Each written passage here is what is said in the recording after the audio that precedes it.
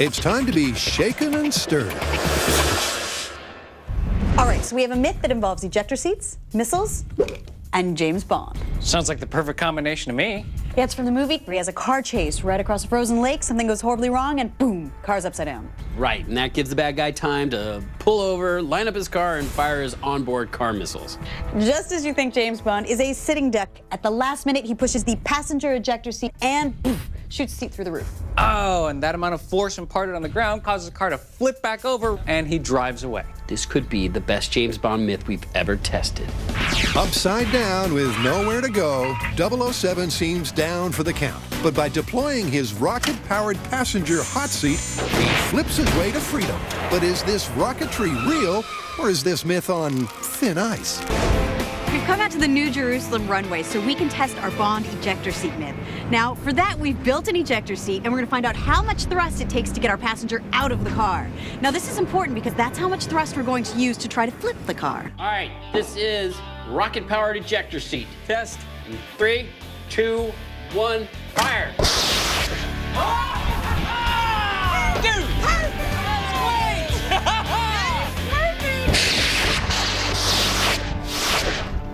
Perfect is right, as their ejector seat propelled Buster right into their benchmark butter zone. The guys slowly inch the car into position. It's very exciting. Until finally we have touchdown.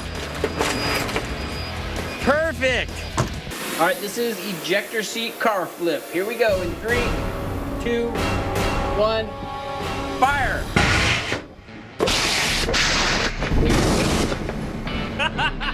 That was a little underwhelming. Yeah, it looks like 4 just isn't enough. Their first ejector seat replicated the flimsy flame of the film, and it didn't pack enough punch.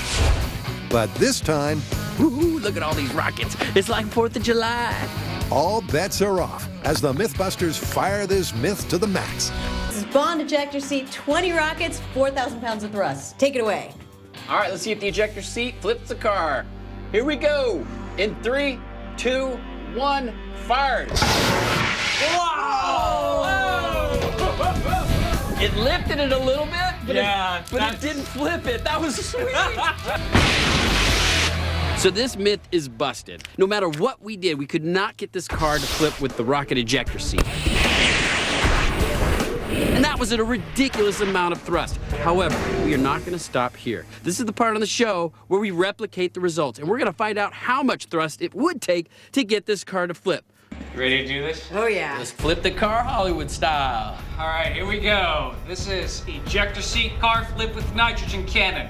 In 3, 2, 1.